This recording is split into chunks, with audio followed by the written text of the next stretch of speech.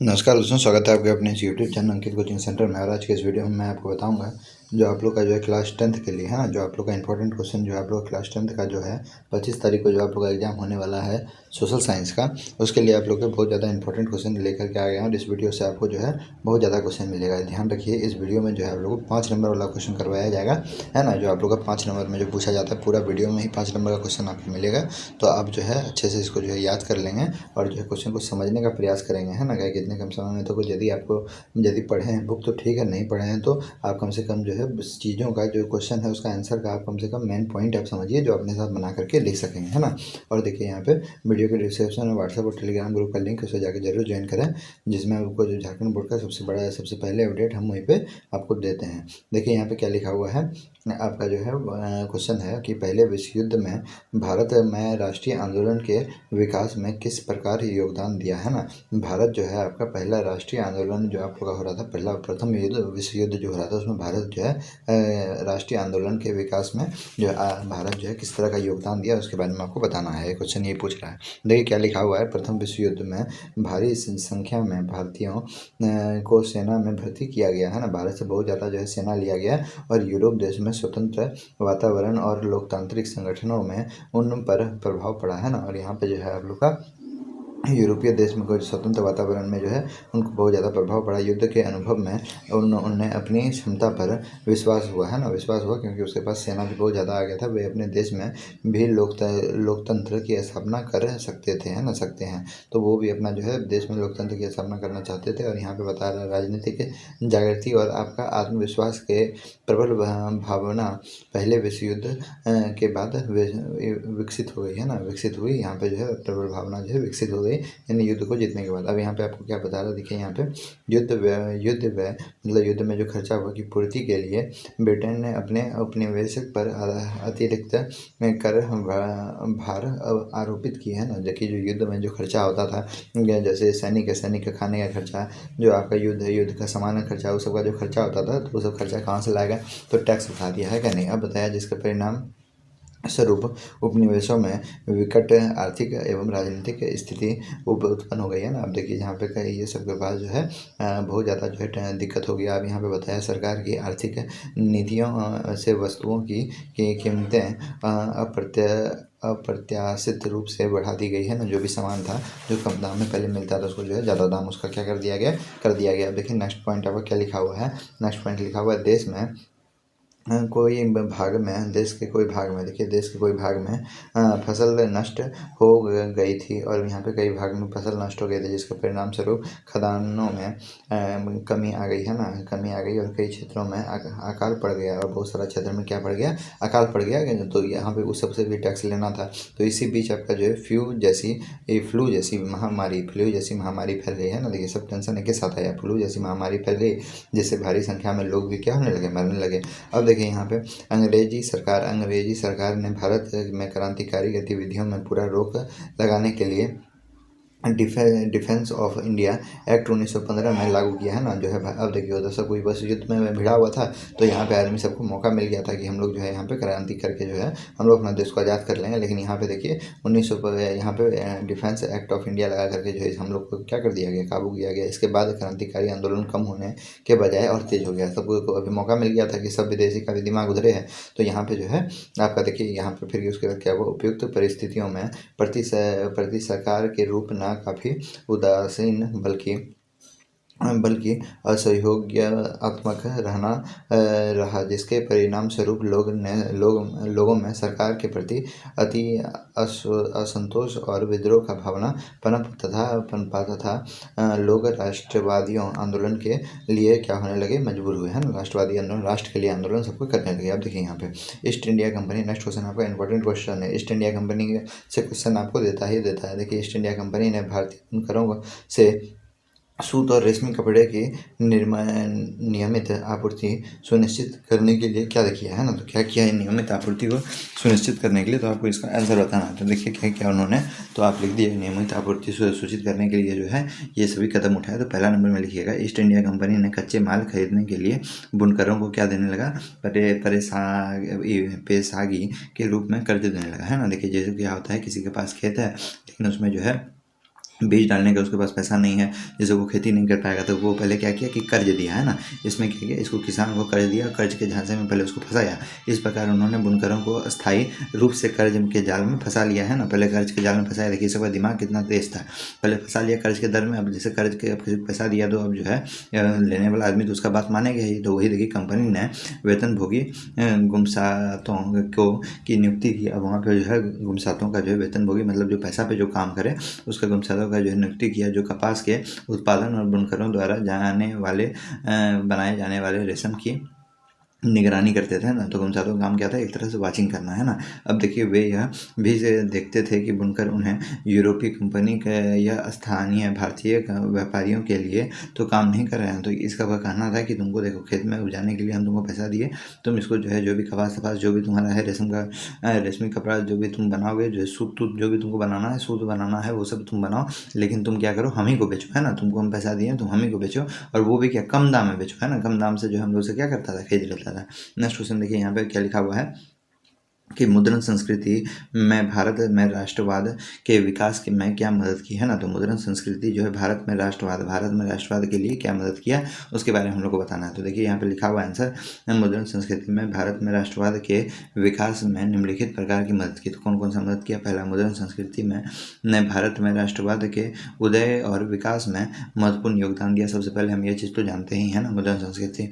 अब यहाँ पे बताया यह एक जो है शक्तिशाली माध्यम बन गया जिससे राष्ट्रवादी भारतीय देशभक्त की भावनाओं का प्रकार, फिर उसके बाद आधुनिक आर्थिक सामाजिक एवं राजनीतिक विचारों का प्रचार और जन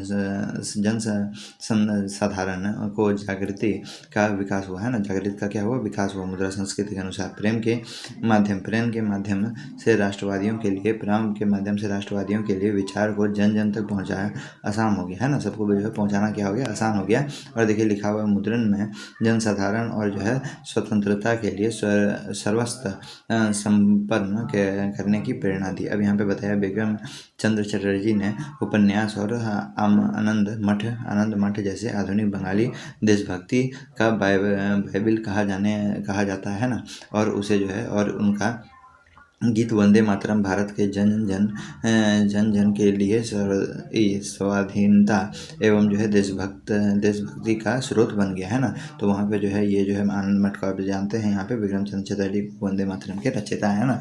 अब देखिए यहाँ पे फिर उसके बाद देखिए मुद्रण संस्कृति के विकास में भारतीयों को आत्मगौरव और जो है देश प्रेम की जागृति करने का स्वाधीनता मार्ग और जो है अग्रसर किया गया, है ना। यहाँ पे देखिए आपको स्वाधीनता मार्ग अग्रसर किया गया, मतलब ये सब चीज़ जो है किया गया था। ये सब आप पॉइंट, इसका मेन पॉइंट आप लिख देंगे और अपने से बना के कोशिश कीजिए कि आंसर लिखें, है ना। और देखिए यहाँ पे एक पेय फसल का नाम बताएं, है ना, जो पिया जाता है, एक पेय फसल का नाम बताएं तथा उनको उगाने के लिए अनुकूल भौगोलिक परिस्थिति का क्या करना है, आपको विवरण देना है ना, विवरण देना है आपको। और यही क्वेश्चन को आपको देखिए दूसरा तरह से भी दे सकता है। तो क्वेश्चन को दे सकता है चाय की कृषि के लिए उपयुक्त भौगोलिक दशाओं का वर्णन करें एवं इसके 4 प्रमुख उत्पादक राज्यों के नाम लिखें, है ना।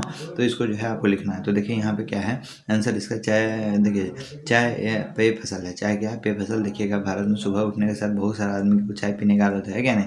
अब देखिए इसको उगाने के लिए अनुकूल भौगोलिक परिस्थितियां निम्नलिखित है। तो पहला नंबर परिस्थितियां क्या है, इसकी कृषि हेतु लेटेराइट मिट्टी वाली ढालू भूमि उत्तम होती है ना। इसके लिए कुशल एवं सस्ते श्रमिकों की आवश्यकता होती है ना। और देखिए इसके लिए 20 डिग्री से 30 डिग्री तापमान आवश्यक होता है। और देखिए 150 सेंटीमीटर से 200 सेंटीमीटर वर्षा इसके लिए क्या होती है, उपयुक्त होती है ना। यहाँ पे बताया चाय के लिए जो है, चाय का जो फसल है उसके लिए आपको लेटेराइट मिट्टी चाहिए। पहला चीज़ देखिए, पहला पॉइंट, इसके लिए कुशल और जो है सस्ते श्रमिकों की आवश्यकता है ना। अब यहाँ पे देखिए कुशल होना चाहिए, काम करने के लिए आना चाहिए। इसमें तापमान कितना होता है, 20 से 30 डिग्री, है ना। और इसको जो है 150 सेंटीमीटर से 200 सेंटीमीटर तक यहाँ पे वर्षा होना क्या है, अनिवार्य है। अब देखिए चाय के प्रमुख उत्पादक राज्य कौन कौन है, तो असम है, पश्चिम बंगाल, तमिलनाडु, केरला, ये सब आपका जो है केरल, ये सब आपका जो है आपका राज्य है ना। अब देखिए यहाँ पे अब फिर उसका नेक्स्ट क्वेश्चन देखिए क्या है, रेल परिवहन की अपेक्षा सड़क परिवहन की बढ़ती महत्व को समझाएं, है ना। आपको बढ़ती महत्व को क्या करना है, समझाना है। तो देखिए यहाँ पे क्या लिखा हुआ है, रेलवे की अपेक्षा सड़कों की निर्माण लागत बहुत कम है ना। यदि आप रेलवे की अपेक्षा सड़कों का निर्माण यदि आप करेंगे तो आपको पैसा जो है कम लगेगा, है क्या। नहीं। अब देखिए पहला चीज़ इसमें बताया, फिर उसके बाद अपेक्षाकृत ऊबड़ खाबड़ विच्छिन्न भूभागों पर सड़कें बनी जा सकती है ना। अब यहाँ पे बताया कि आपका जो है ऊबड़ खाबड़ जगह को जो है सड़क हम आराम से जो है बना सकते हैं उसको प्लेन करके। अब यहाँ पे देखिए अधिक ढाल प्रवणता तथा जो है पहाड़ी क्षेत्र में भी सड़क निर्माण किया जा सकता है ना। सड़क निर्माण सब जगह किया जा सकता है। ढाल वाले क्षेत्र में, पहाड़ी क्षेत्र में, सब जगह जो है सड़क का निर्माण किया जा सकता है। लेकिन यहाँ पे सड़क का निर्माण किया जा सकता है। अपेक्षाकृत कम दूरी व कम वस्तुओं के परिवहन में भी सड़क जो है मितव्ययी है ना। महत्व ये है। यहाँ पे देखिए ये क्या लिखा है, यह घर सेवाओं उपलब्ध करवाता है ना। ये आपका देखिएगा आपके घर तरफ से तो सड़क गुजरा ही होगा, तो यह अब जगह जो है ये सड़क सेवा प्रदान होता है। अब यहाँ पे देखिए सेवा उपलब्ध कराता है तथा सामान चढ़ाने व उतारने के लिए लागत भी अपेक्षाकृत कम है ना। अब फिर उसके बाद देखिए सड़क परिवहन अन्य परिवहन साधनों के उपयोग में एक कड़ी के रूप में कार्य करता है। जैसे सड़क रेलवे स्टेशन वायु समुद्री प्रांतों में जुड़ता है ना। सड़क क्या करता है, सड़क जो है सबको जोड़ता है ना। सड़क जो है पहले रेंज, मान लीजिए सड़क जा रहा है, इधर से रेलवे स्टेशन आ गया, फिर मान लीजिए इधर से सड़क जा रहा है, इधर से आपका जो है यहाँ पे आपका जो है एयरपोर्ट आ गया, तो सड़क जो है सब जगह को क्या करता है, एक तरह से घेर के रखता है ना। अब देखिए यहाँ पे ये चीज़ बताया गया है। फिर उसका देखिए राजनीतिक दल को कैसे सुधारा जा सकता है। राजनीतिक दल को कैसे सुधारा जा सकता है। 50 नंबर क्वेश्चन आपको बहुत ज़्यादा इंपॉर्टेंट। देखिए ये क्वेश्चन को दो तरह से पूछ सकता है, तो क्वेश्चन को आप पढ़ लीजिएगा, ज़्यादा टाइम हम लोग वेस्ट नहीं करेंगे, डायरेक्ट आंसर पे आते हैं। देखिए यहाँ पे क्वेश्चन आप लोग क्या था, राजनीतिक दल को कैसे सुधारा जा सकता है। तो कैसे सुधारा जा सकता है, पहले देखिए यहाँ क्या लिखा हुआ है कि लोकतंत्र के कामकाज के लिए राजनीतिक पार्टियाँ बहुत महत्वपूर्ण है। अब देखिए यहाँ पे चूँकि दल की लोकतंत्रता का सबसे ज़्यादा प्रकट रूप है अब, है ना। तो यहाँ पे बताया दल की ही लोकतंत्र का सबसे प्रकट रूप है, इसलिए यह स्वाभाविक है कि लोकतंत्र के कामकाज की गड़बड़ियों के लिए लोग राजनीतिक दल को ही दोषी ठहराते हैं ना। तो बताया कि यदि कोई भी हम लोग जो है काम होता है और लोकतंत्र में कामकाज यदि कुछ गड़बड़ा जाता है तो हम लोग राजनीतिक दल को ही दोष कराते हैं। अतः चुनौतीपूर्ण का सामना करने के लिए या दलों को सुधारने के लिए कुछ सुझाव निम्नलिखित है ना। तो यहाँ पे बताया क्या क्या है सुझाव है। देखिए यहाँ पे कौन नंबर, विधायक और सांसदों को दल बदलने करने से रोकने के लिए संविधान में संशोधन किया गया है ना। देखिए यहाँ पे क्या होता है कि पहले मान लीजिए बहुत सारा नेता है, बहुत सारा विधायक है ना, बहुत सारा नेता है, बहुत सारा विधायक। मान लीजिए ए पार्टी है और यहाँ पे बी पार्टी है। मान लीजिए ए पार्टी जीत गया है ना, तो होता क्या है कि बी पार्टी में जितना विधायक सांसद है वो कहाँ आ जाता है, ए पार्टी में आ जाता है। अब मानिए फिर से 5 साल के बाद वोट हुआ, एक बार बी पार्टी जीत गया, तो इसमें जितना भी आपका आदमी है, तो इसमें हरा हुआ जितना आदमी वो इसमें चल जाता है। तो यहाँ पे जो है इसको रोकने के लिए जो है कानून लाया गया। तो नए कानून के अनुसार अपना दल बदलने वाले सांसद या विधायक को अपनी सीट भी गंवानी होती है ना, अपनी सीट भी गंवानी होती है। उन्होंने इसे मान्यता होती है। अब देखिए उन्हें इसे मानना होता है ना, इसको जो है मानना होता है। ये बात जो है सुप्रीम कोर्ट द्वारा जारी किया गया है। देखिए यहाँ पे उच्चतम न्यायालय नए पैसे और अपराधियों का प्रभाव कम करने के लिए यह आदेश जारी किया है कि चुनाव लड़ने वाले हर उम्मीदवार अपने संपत्ति और अपने के खिलाफ चल रहे आपराधिक मामले का ब्यौरा शपथ पत्र के माध्यम से देना अनिवार्य किया है ना। अब देखिए अनिवार्य किया है, क्या बोला है कि सबसे पहले आप क्या कीजिए कि आप जो पहले ये बताइए कि आपको जो है कभी कोई आपराधिक केस में तो नहीं गए हैं, आपके पास कितना पैसा है, वो सब का ब्यौरा बना करके वो देना पड़ता है ना। अब देखिए यहाँ पे चुनाव, अब यहाँ पे बताया चुनाव आयोग ने एक आदेश जारी के आदेश के जरिए सभी दलों के लिए संगठित चुनाव कराना और आयकर विभाग होता है ना, आयकर विभाग का रिटर्न भरना जरूरी कर दिया है ना। आयकर विभाग क्या करता है, जितना भी पार्टी रहता है, जितना भी चुनावी पार्टी का आदमी रहता है, वो सब पर निगरानी रखता है ना। अब देखिए यहाँ पे घ नंबर में क्या बताया गया है, राजनीतिक दल एक जो है निश्चित अनुपात में महिलाओं को टिकट देता है ना, टिकट दे। अब यहाँ पे बताया दल के प्रमुख पदों पर भी औरत के लिए आरक्षण की व्यवस्था की जाए है ना, औरत के लिए आरक्षण की व्यवस्था की जाए। चुनाव में भी औरत का जो है आरक्षण का व्यवस्था होता है, लेकिन देखिए औरत सब महिला सब चुनाव लड़ती कहाँ है। अब यहाँ पे बताया इसके अलावा राजनीतिक दलों पर लोग द्वारा दबाव बनाकर जैसे आंदोलन और आपका जो है मीडिया आदि के द्वारा भी संभव हो सकता है। इस प्रकार लोकतंत्र मजबूत हो सकता है। इस प्रकार ये लोकतंत्र क्या होता है, मजबूत हो सकता है ना। अब देखिए अथवा आपको जो है फिर से वही दूसरा क्वेश्चन यहाँ पर देखिए, दूसरा क्वेश्चन स्टार्ट हो गया है। राजनीतिक दल के सामने क्या चार चुनौती है ना, राजनीतिक दल के सामने क्या चार चुनौती आपको बताना है। एक क्वेश्चन को पलटा के दे सकता है, राजनीतिक दलों के समक्ष वंशवाद की चुनौती क्या है ना। तो यहाँ पे आपको देखिए सबसे पहले जो है राजनीतिक दल के लिए जो है राजनीतिक दल के सामने निम्नलिखित चार जो है आंतरिक लोकतंत्र का अभाव। देखिए आंतरिक लोकतंत्र का अभाव क्या होता है कि राजनीतिक दलों में प्रायः आंतरिक लोकतंत्र का अभाव होता है ना। इसका अभिप्राय यह है कि दल की संपूर्ण शक्ति उनके शीर्षार्थ नेताओं के हाथ में सिमट जाता है। अब यहाँ पे बताया शीर्षार्थ नेताओं के द्वारा सामान्यकर्ताओं के आदर को अंधेरे में रखा जाता है ना, अंधेरे में रखा जाता है तथा पार्टी के नाम पर सारे फैसले वे स्वयं लेते हैं ना। अब यहाँ पे बताया उनसे असहमति रखने वाले व्यक्ति के पास पार्टी छोड़ने के लिए अतिरिक्त कोई अन्य मार्ग नहीं होता है ना, उसके पास अन्य मार्ग नहीं होता। सिद्धांतों के साथ पर नेता महत्वपूर्ण हो जाते हैं ना, सिद्धांतों को लेकर के जो है क्या हो जाते हैं, महत्वपूर्ण हो जाते हैं। ये आपका क्या था, आंतरिक लोकतंत्र का अभाव है ना। अब देखिए यहाँ पे एक क्या होता है कि वंशवाद की चुनौती है ना, वंशवाद की चुनौती। कोई भी एक पार्टी है, एक जाति से यदि कोई लड़ रहा है ना, तो आगे भी उसको वही पार्टी से चलना है। तो इसमें देखिए क्या होता है कि बताया अधिकांश दलों में नेताओं द्वारा अपने परिवार के लोगों को आगे बढ़ाने का प्रवृत्ति होता है ना। कि जैसे मान लीजिए किसी का पिताजी जो है नेता है, किसी पिताजी का नेता है कोई एक पार्टी का, तो वही उसका बेटा को भी वही पार्टी का नेता होना पड़ेगा, तो उसका वंशावतवाद बोलते हैं ना। अब यहाँ पे बताया जिसके परिणाम स्वरूप एक आपको बताया गया है, क्या बताया देखिए, एक सामान्य कार्यकर्ता के नेता बनने के आसार खत्म हो जाता है ना। अब यहाँ पे बताया दूसरे इससे अनुभावहीन तथा बिना जनाधार लेने वाले आपके जो है वाले लोग शीर्ष पद पर पहुंच जाते हैं ना। तो यहाँ पे बताया ना कभी आदमी के पास गया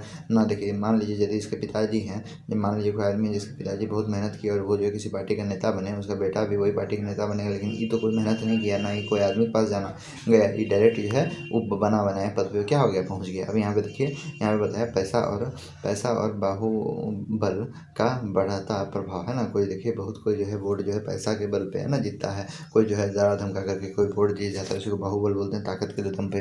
तो यहाँ पे लिखा हुआ राजनीतिक पार्टी का मुख्य उद्देश्य चुनाव जीतना होता है ना, अतः इसके लिए वे पैसे और बाहुबल का प्रयोग नहीं हिचकते हैं ना, इसे जो है नहीं हिचकते हैं, ये काम करते हैं। अब यहाँ पे बताया इस पार्टी पर अमीर लोग तथा अपराधी तत्वों का प्रभाव बढ़ने लगता है तथा पार्टी के सिद्धांत पृष्ठभूमि में चला जाता है। अब यहाँ पे बताया एक जो है लोकतांत्रिक व्यवस्था में यह एक बहुत बड़ा क्या है, चुनौती है, एक बहुत बड़ा चुनौती। और देखिए यहाँ पे आखिरी चुनौती घ नंबर क्या बता रहा है कि जाति एवं संप्रदाय की बाध्यता। अब देखिए मान लीजिए कोई जाति है, अब एक जाति वाला दूसरा ही जाति को, अपने ही जाति को वोट देगा, तो इसमें भी जो है क्या होता है, दिक्कत हो जाता है कभी कभी, है क्या नहीं, जातिवाद फैलता है समाज में। तो यहाँ पे बताया कि कई दलों किसी खास जाति या आपका संप्रदाय का प्रमुख प्रभुत्व होता है। अब यहाँ पे बताया अपने सिद्धांतों को व्यापार जनाधार तक ले जाने के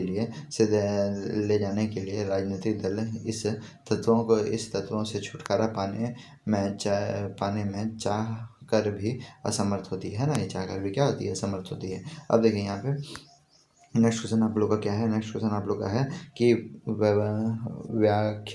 व्याख्या करेंगे किसी देश का आर्थिक विकास में सार्वजनिक क्षेत्र में कैसे योगदान करता है ना। तो आपको इसमें व्याख्या करके आपको बताना है। तो सबसे पहले देखिए यहाँ पे क्या लिखा हुआ है कि राजनीतिक दलों का राजनीतिक क्षेत्रों का होना अनिवार्य है। उसके मुख्य कारण क्या है, निम्न है। सबसे पहला कारण देखिए क्या बताया गया है कि सार्वजनिक क्षेत्र बहुत ही आवश्यक वस्तुओं की उचित दामों में उपलब्ध करवाता है ना, जो कि निजी क्षेत्रों में कभी नहीं कर सकता। जैसे सार्वजनिक क्षेत्र जो होता है उसमें जो आपका जो दाम है वही वस्तु का दाम लिया जाता है, लेकिन आपको लोग को जो है निजी क्षेत्रों में उस तरह नहीं होता है ना। जैसे आपके गाँव में जैसे कहीं भी जो है इंटीरियर क्षेत्र में ये सब चीज़ आपको देखने के लिए मिलेगा। अब यहाँ पे देखिए क्या बताया है कि सार्वजनिक क्षेत्र का भारी उद्योगों का नियंत्रण कर सकता है, क्योंकि इसमें बहुत से धन की आवश्यकता होती है। इसमें क्या होती है, बहुत से धन की आवश्यकता होती है। निजी क्षेत्र में ऐसा करना जो है प्राय असंभव होता है। निजी क्षेत्र में इस तरह प्राय करना क्या होता है, असंभव होता है। अब देखिए यहाँ पे क्या लिखा हुआ है, सार्वजनिक क्षेत्र में मुख्य उद्देश्य लोगों का सेवा करना होता है ना, लोगों का सेवा करना, क्योंकि लाभ कमाना उससे धैर्य नहीं होता है ना, धैर्य नहीं होता, उसका लाभ कमाना काम नहीं होता। जबकि हम यदि निजी क्षेत्र मतलब गाँव में कहीं देखें तो मुख्य उद्देश्य अपने लाभ के अतिरिक्त कुछ नहीं होता है ना, आपको सिर्फ क्या कर उससे कमाना है, सिर्फ लाभ कमाना है।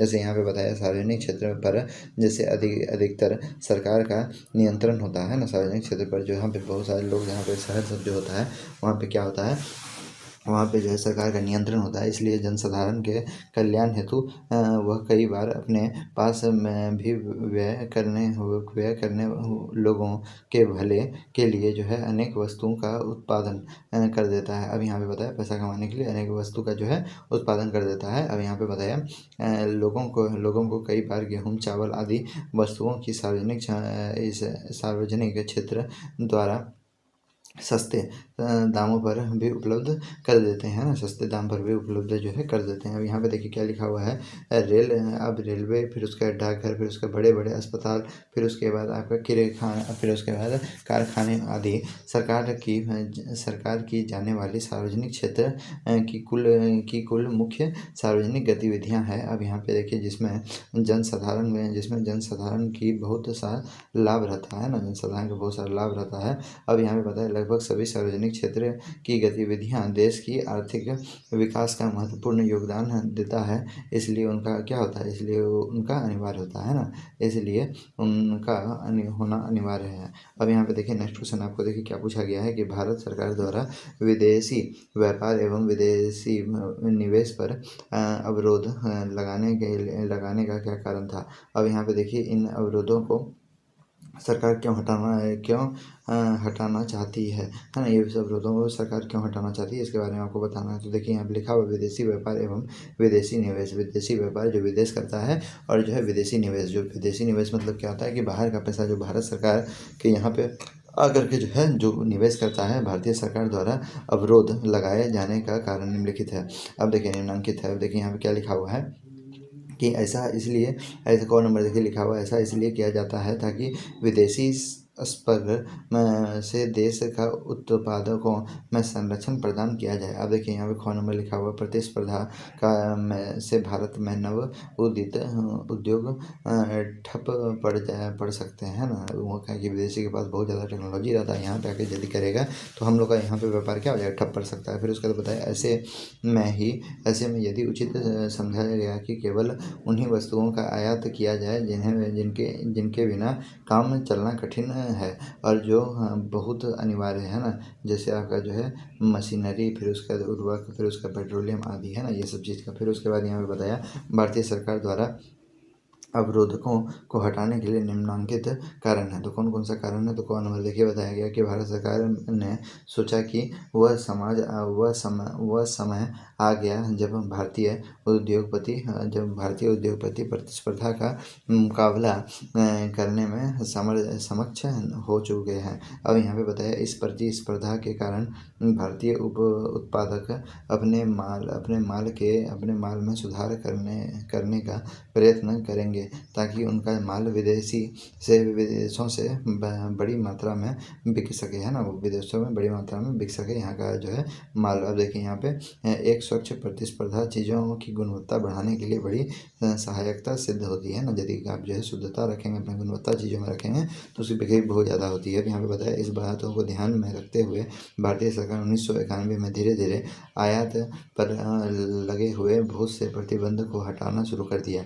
अब यहाँ पे बताया इससे यह लाभ हुआ कि भारत में अनेक अंतर्राष्ट्रीय कंपनियां ने अपना जो है निवेश कर शुरू कर दिया। अब जो है जितना भी जैसी कंपनी था, सब यहाँ पे क्या करने लगा, निवेश करना शुरू कर दिया, क्योंकि टैक्स जो है कम हो चुका था। अब यहाँ पे बताया भारतीय खरीदार को भी विभिन्न प्रकार की सामान आसानी से सस्ते दाम में मिलने लगेगा। कि यहीं पे कारखाना था, देखिए यहीं पे कारखाना था, यहीं पे सामान जब आदमी को मिलने लगा तो यहाँ पे जो दाम क्या हो गया, कम हो गया। यहाँ पे दाम क्या हो गया, कम हो गया। और यही सामान जो बाहर जाता था तो ट्रांसपोर्ट का खर्चा, फिर कहीं रखा उसका खर्चा, तो बहुत सारा खर्चा मिला के दाम उसका बहुत ज़्यादा हो जाता। तो ये था इस वीडियो का आप लोग का जो है इंपॉर्टेंट क्वेश्चन। और जितना क्वेश्चन आपको बताया सब इंपॉर्टेंट है, सब 5 नंबर के लिए जो है एक क्वेश्चन जो है इंपॉर्टेंट है। ये एग्जाम में जो है आप लोग का जो 25 तारीख को जो एग्जाम आप लोग का 25 फरवरी को जो आप लोग का एग्जाम होगा सोशल साइंस का, उसमें जो है ये क्वेश्चन आने का बहुत ज़्यादा संभावना है। तो मिलते हैं नेक्स्ट वीडियो में। जय हिंद, जय भारत।